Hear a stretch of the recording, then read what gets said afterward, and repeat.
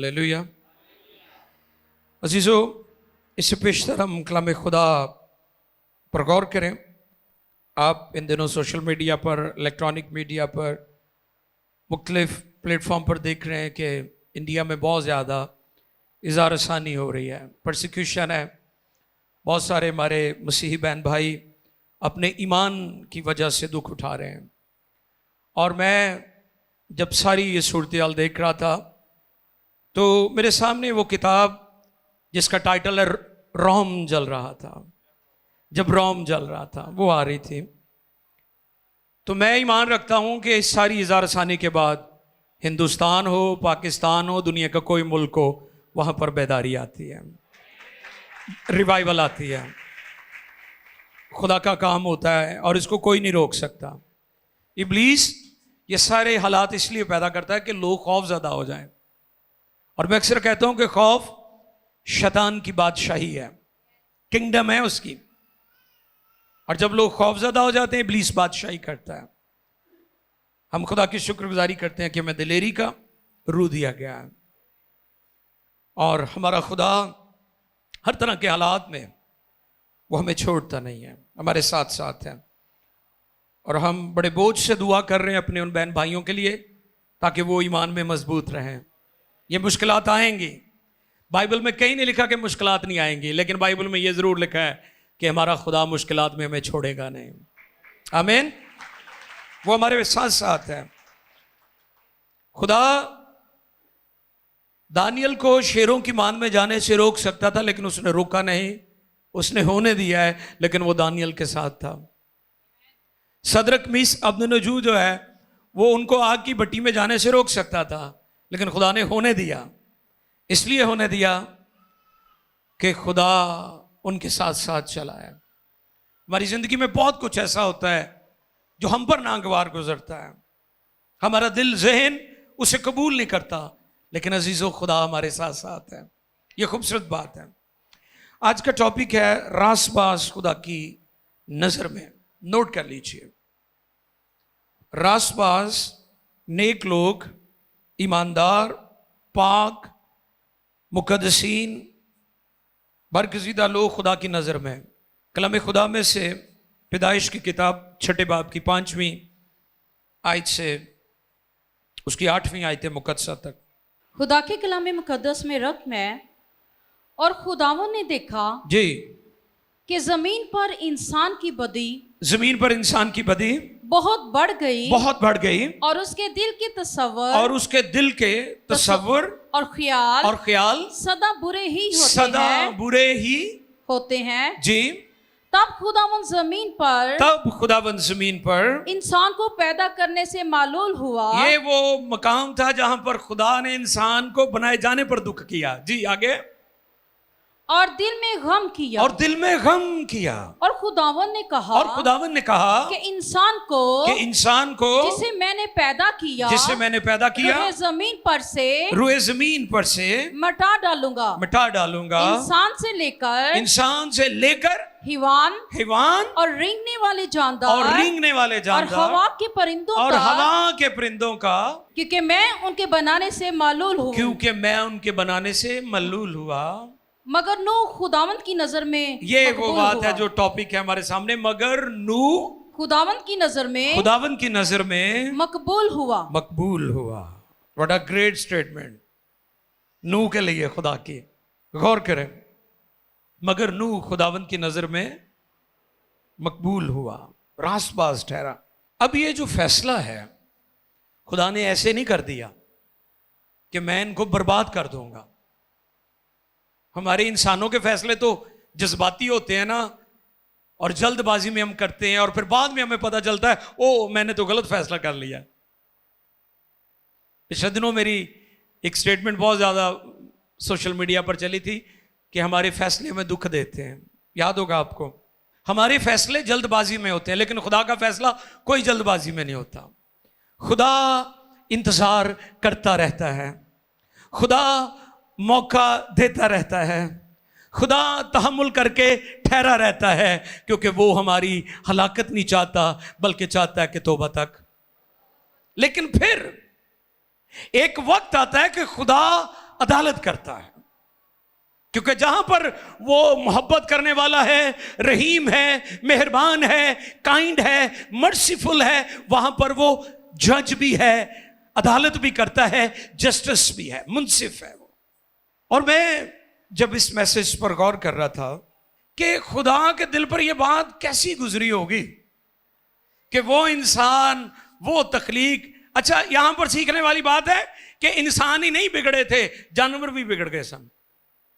ये हवाला में यह सिखाता है कि इंसानों की रवश नहीं बिगड़ी थी, बल्कि जानवरों की भी बिगड़ गई थी। उसमें परिंदे भी हैं, उसमें चौपाए भी हैं, उसमें हशरात भी है, रेंगने वाले भी हैं। गुनाह इस कदर भयानक नतायज उसके आते हैं कि हर चीज तबाह बर्बाद हो जाती है। इस हवाले के मुताबिक अगर हम गौर करें तो इंसान ही नहीं बिगड़े थे, खराब हुए थे, जानवर भी खराब हो गए थे। कदी कदी मैं वेख्या पाकिस्तान च जानवर इन्ने क्यों अग्रेसिव ने, क्योंकि इत्थे ते इंसान भी एवें दे ही ने। तुसीं वेख्या नहीं, वो आम जिहा भेडू हुंदा वो ढुੱਡ लै के पैंदा अग्गों, वो बकरी हुंदी वो मैं करदी आंदी ऐ टक्कर मारदी है। वो दूसरे ममालिक में चले जाए उत्थे ते जानवर भी बड़े इनोसेंट लगते हैं, मासूम जे। मैं गौर करता हूं कि इंसानों का ही असर है सारे पासे। यानी इस हवाला के मुताबिक सिर्फ इंसान ही नहीं बिगड़े थे, तमाम जानवर भी बिगड़ गए थे। और ये वो टाइम था जहां पर खुदा अपने दिल में दुख कर रहा है, और खुदा कभी भी अपनी बनाई चीज को बर्बाद नहीं करना चाहता। लेकिन ये वो टाइम था, ये ऐसे नहीं हुआ, खुदा इंतजार करता रहा कि ये ठीक हो जाएंगे। इसी तरह तो वो गुनहगार को भी मौका देता। आपको पता, यहूदा जो था उसको भी बारहा खुदा यीशु ने कहा था, अशारतन कहा, ठीक है, कि शायद ये बंदा समझ जाए। बेशुमार लोग खुदा के बार बार खुदा मौका देता है, लेकिन वो उसकी कदर नहीं करते। और फिर नूह और आज हमारी दुनिया और उसके जो हालात हैं, हद ही पार कर दी है। नूह के अयाम में भी लोगों ने हदें पार कर दी थी। वो आजकल भी लोग कहते हैं भी जिसकी बेटी उसकी बेटी, जिसकी बहन उसकी बहन, ऐसे ही है ना। क्यों? क्योंकि हमारी दुनिया भी नूह के अयाम की तरह हो गई है। और इसलिए मैं बार बार आज कहता हूं, आप अपने बच्चों पर गहरी नजर रखें। मैं गौर करता हूं कि एक बंदा, एक लड़का, एक लड़की, या एक मर्द या एक औरत, उसकी सैलरी अगर 25,000 या 30,000 है, तो फिर 70,000 का मोबाइल वो कैसे ले सकते हैं? ये गौरतलब बात है। और 10,000 का सूट वो कैसे पहनेंगे? ये गौरतलब बातें हैं। आपके हालात ऐसे नहीं बिगड़ते, ऐसे नहीं आपके बच्चे बेरवि और बर्बादी की तरफ जाते। ये एक लंबा प्रोसीजर होता है और आप उसे मुसलसल नजरअंदाज करते हैं, और नौबत फिर मारने, मरने, कत्लो गारत तक आ जाती है। ये ऐसे नहीं आती, आपको गौर करना होगा। आपको अपने बच्चों पर, अपने बेटों पर, अपनी बेटियों पर, अपनी बीवी पर, अपने शौहर पर, अपनी फैमिली पर, अपने खानदान पर गौर करना होगा। और आगे चलकर मैं बताऊंगा कि नूह कल्ला ही नहीं सी खंजरी बजांदा रहंदा, ਉਹਦੀ फैमिली भी ਉਹਦੇ ਨਾਲ ਸੀ। ਤੁਹਾਡੇ ਖਾਨਦਾਨ ਉਦੋਂ ਬਚਦੇ ਨੇ, ਉਦੋਂ महफूज ਹੁੰਦੇ ਨੇ ਜਦੋਂ ਤੁਸੀਂ पूरी फैमिली खुदावंद की इबादत करते हो। मैंने पिछले दिनों भी बताया था कि कल्ले ना मुंह चुक के आया करो चर्च, अपनी बीवी बच्चों को नाल लैके आया करो। और मेरिया भैन कलियां ना आन करन, अपने शोहर अपने बच्चों को भी साथ लेकर आया करें, फिर हालात ठीक होने ने, वरना तुहाडे चीज़ां काबू च नहीं रहनियां। ये सैलाब भी आया होया, बर्बादी और तबाही का सैलाब दुनिया च आया है। नूह और आज हमारी दुनिया के हालात बिल्कुल सेम ही हैं, एक जैसे। जैसे मैंने कहा कि सिर्फ जमीन पर इंसान ही नहीं बिगड़े थे, बल्कि जानवर भी उसी डगर पर चल पड़े थे।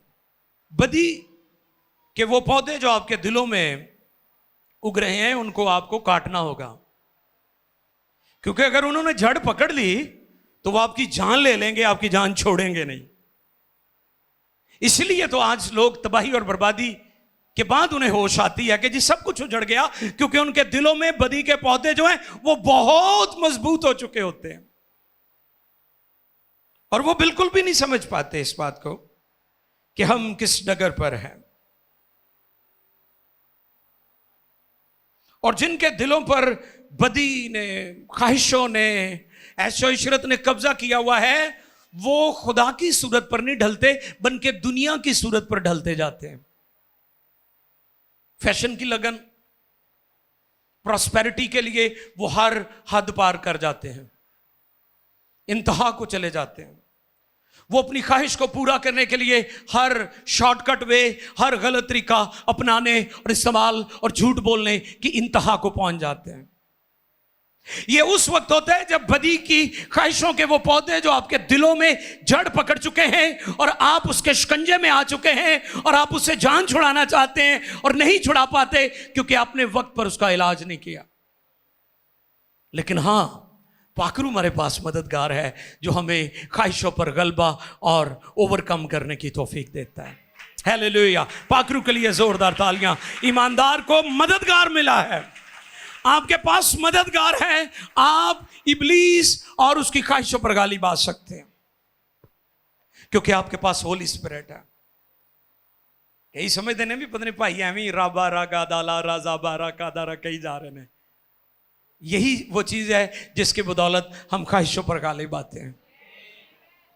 इसलिए पाकरू मददगार आपकी जिंदगी में उसका होना लाजमी है।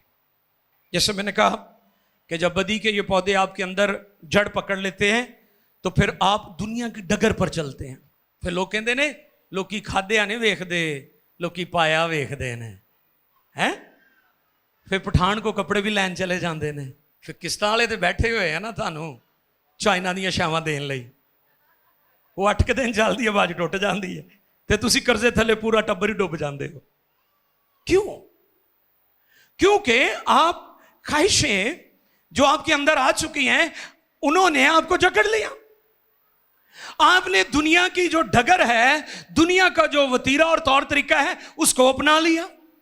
चाहिए तो यह था कि आप कलाम को थामे रखते, वफादार रहते, मेहनत करते, स्ट्रगल करते, बच्चों को पढ़ाते, खुद भी मेहनत करते और बिला खराब भी दुनिया में कामयाब और सरफराज होते।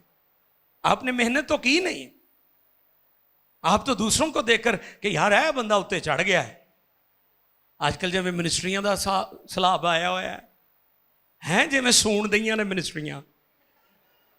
हाँ जी, लफ्ज तो अजीब से लेकिन हो इवें ही रहा है।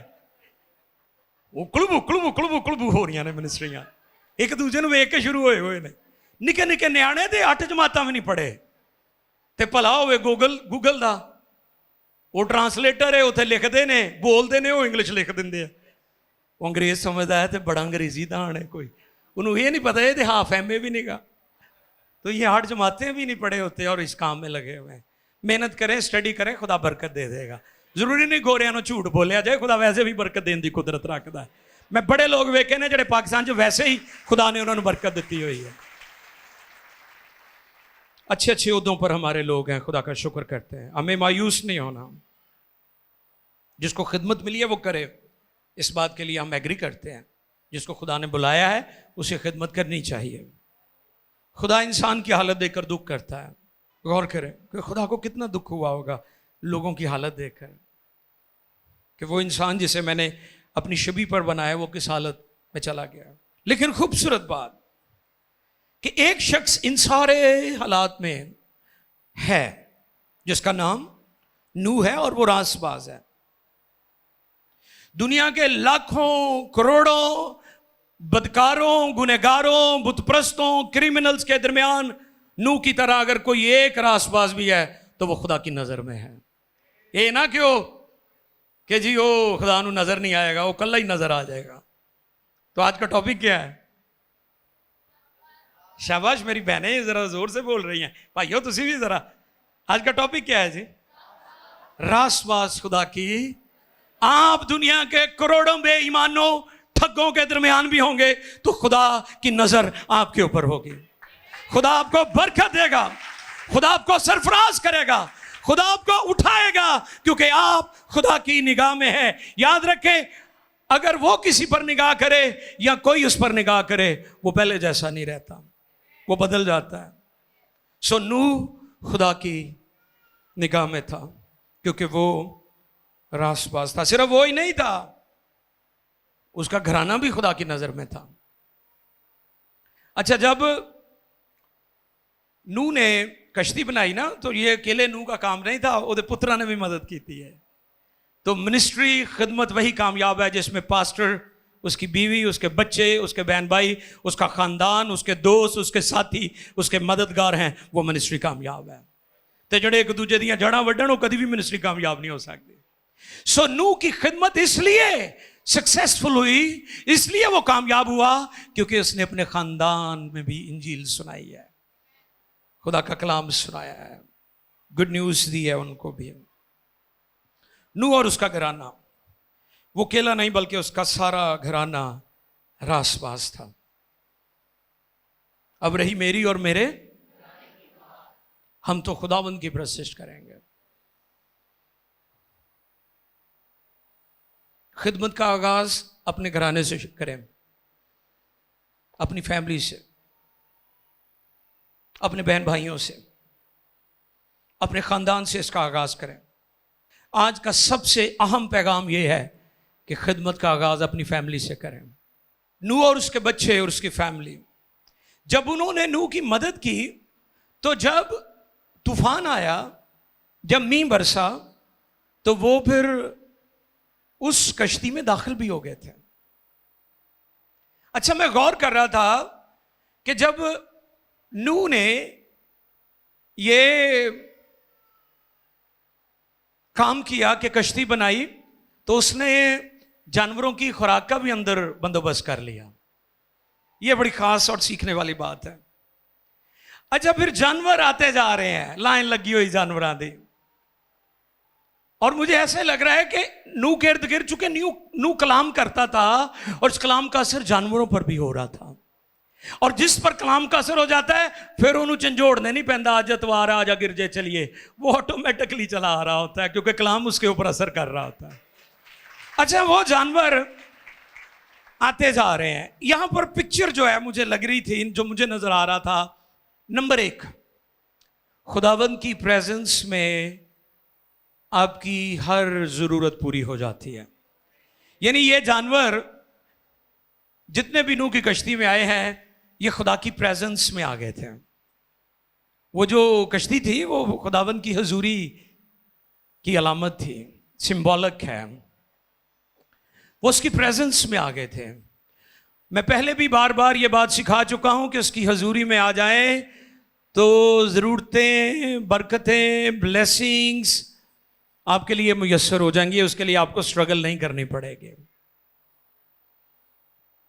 सब चीजें उनके लिए, जानवरों के लिए। और दूसरी चीज, उन लोगों के लिए जो खादमों और कलाम के करीब रहते हैं। अब ये छुपाए जो हैं जानवर जो है, ये नूह के करीब है, और वो वहां पर एक मिनिस्टर है, खादम है। यानी वो लोग जो खुदा के खादमों के करीब, वो लोग जो खुदा के कलाम को सुनते रहते हैं, खुदा उनको कभी मोहताज नहीं रहने देता। ये बात है, ये 2 बातें मेरे सामने आ रही थी। बाकी लोग जो तबाह बर्बाद हुए हैं उस तूफान और पानी के सबब से, आप देखें वो उस कश्ती में नहीं थे, और नतीजा क्या निकला कि नूह और उसका खानदान कश्ती में चला गया और वो बच गए। तो आपके लिए एक सवाल है कि क्या आप कश्ती में हैं या कश्ती से बाहर हैं? ये कश्ती जो है ये मिसले मसीह भी है। क्या आप मसीह में हैं या मसीह से बाहर हैं? तुम सब जितनों ने मसीह यीशु में शामिल होने का बपतिस्मा लिया मसीह को, आप जब बपतिस्मा लेते हैं तो किस में शामिल होते हैं? मसीह में शामिल होते हैं। क्या आप कश्ती में हैं या कश्ती से बाहर हैं? ये आपके सामने सवाल है, नाजरीन के लिए भी। क्या आपने तौबा की, बपतिस्मा लिया कि आप मसीह में आगे हैं या अभी मसीह से बाहर हैं? तो फिर आपने फैसला खुद करना है। यानी तौबा करें, बपतिस्मा लें और मसीह में आ जाएं। और आप याद रखें, बचेगा वही जो मसीह में आ जाएगा। वही बचे थे जो कश्ती में आ गए थे। अच्छा, उस वक्त मौसमी हालात मालूम करने के लिए मौसमी हालात नहीं थे, कौवा था। हैरानी की बात है, खुदा का तरीका कि मौसम अब कैसा है बाहर, कौवे को भेजा। अच्छा, कौवा की सारी हिस्ट्री बड़ी अजीब है, लेकिन सारपत में कौवा बड़ा अच्छा काम किया उसने। एलिया को है रोटी भी तो बोटी भी, कली रोटी नहीं बोटी भी।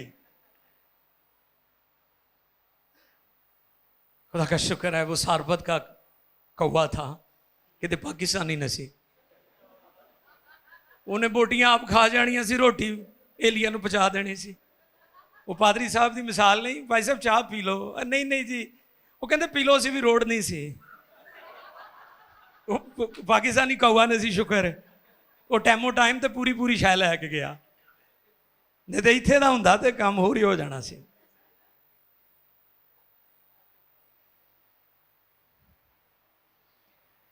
कौवा मौसमी हालात मालूम करने के लिए खुदा ने उसे इस्तेमाल किया। और नूह ने क्या किया, कौवे को भेजा, कश्ती से निकाला कि जा भी देख के आ। वो अगे गया तो लाशा ही लाशा, उन्हें कहा वो मौज लग गई बई। वो कहता होना मैं नहीं वापस जाना, मेरा कनेडा अमरीका इत्थे ही लग गया है। कई जाते हैं ना बाहर, फिर मुड़ के नहीं आते, कहते असीं नहीं जाना पाकिस्तान, साड़ी जान को खतरा है। वो कौवे ही ने, ये कौवा भी उथे लाशां दे उत्ते मजे लुट रहा है, कहना मैं नहीं वापस जाना, मेरा कनेडा अमरीका इत्थे ही बन गया। आपसे भी सवाल है कि गौर करें, क्या आप कौवा तो नहीं है, खुदा की मर्जी से निकल रहे हैं। एक और परिंदा है जिसको फिर मौसमी हालात के लिए इस्तेमाल किया गया, वो डव, फाख्ता है, कबूतर। खुदा ने कबूतरी को भेजा कि वो जाए और मालूम करे कि मौसमी हालात कैसे हैं। ये रुल्कुस की पिक्चर भी है और ईमानदारों की भी पिक्चर है, दोनों तरह से आप इसको देख सकते हैं। ईमानदार कभी बेवफाई करके नहीं जाते हैं। ईमानदारों के मुंह में खुशखबरी होती है। वो फाख्ता अपने मुंह में इंजीर का पत्ता लेकर आई, ये गुड न्यूज की अलामत है, खुशखबरी की अलामत है कि अब जमीन पर पानी कम होना शुरू हो गया।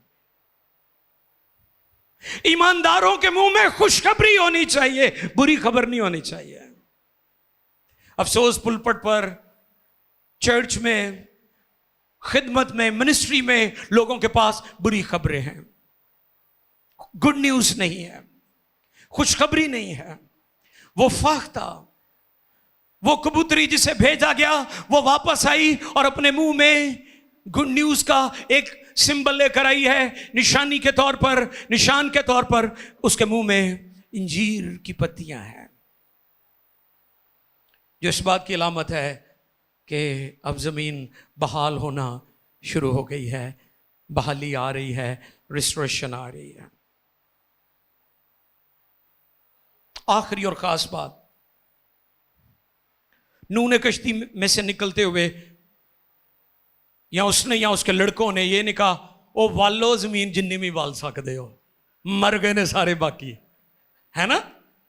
साड़ा दा लगे ना पाकिस्तानियों का या किसी का भी इंसानों का, असी खूब मजा लुटते हैं। पिछले दिनों चो मैं देखा सोशल मीडिया तो कितने दुआणियां का ट्रक उल्टिया, लोग दुआणियां के उत्ते बह बह के खाण दे सन। ऐसे जालम दुआणियां के उत्ते बैठे थे दुआणे खाण दे, माले गनीमत समझ के। नूह ने और उसके लड़कों ने ऐसा कोई काम नहीं किया, कश्ती से निकलते उन्होंने मज़बा बनाया है। वाह वाह, अपॉर्चुनिटी मिली है, उसे मिसयूज नहीं किया, प्रशिश किया। बारहा जिंदगी में मौके आए कि कोई ना कोई शॉर्टकट खेलिया जाए, लेकिन खुदा दे पाकरू दी मदद ना हमेशा जिंदगी च गलबा पाया है। आप भी तौफीक मांगा करें कि खुदा मैं कभी शॉर्टकट ना जाऊं, मैं तेरी बरकत का, तेरे वक्त का, तेरी मर्जी का इंतजार करूं। जो तूने ठहराया है, जो तूने मुकर्रर किया है आपके लिए, सरफराजी का, बरकत का, सरबुलंदी का एक वक्त है जो खुदा ने मुकर्रर किया है, प्लीज उसका इंतजार करें, वो बेस्ट है। शॉर्टकट ना जाएं। आप दुख उठाएंगे, आप दूसरों के लिए भी दुख और अजियत का बाइस बनेंगे। क्यों? नूह और उसके लड़कों ने ऐसा नहीं किया क्योंकि वो रासबाज था, और रासबाज आदमी कभी लालची नहीं होता, लालची नहीं होता। डॉक्टर लियाकत कैसर साहब की पिछले दिनों स्टेटमेंट सोशल मीडिया पर थी, रूहानी आदमी, रूह से ममूर शख्स कभी लालची। तो आज के ईमानदारों से यह पूछा जाए कि हम कहां पर खड़े हैं। नूह कश्ती से निकलता है, उसने चीजों का लालच नहीं किया, उसने परस्तिश को तरजीह दी है। अपनी लाइफ, अपनी जिंदगी में असूल बनाएं, उसकी परस्तिश को, उसकी इबादत को अव्वल दर्जा दें, बाकी चीजें ऑटोमेटिकली मिल जाएंगी। आमीन। रासबाज ईमानदार खुदा की निगाह में है। करोड़ों अरबों बेईमानों के दरमियान भी रासबाज अगर एक भी है तो वो खुदा की निगाह में है। आंखें बंद कीजिए।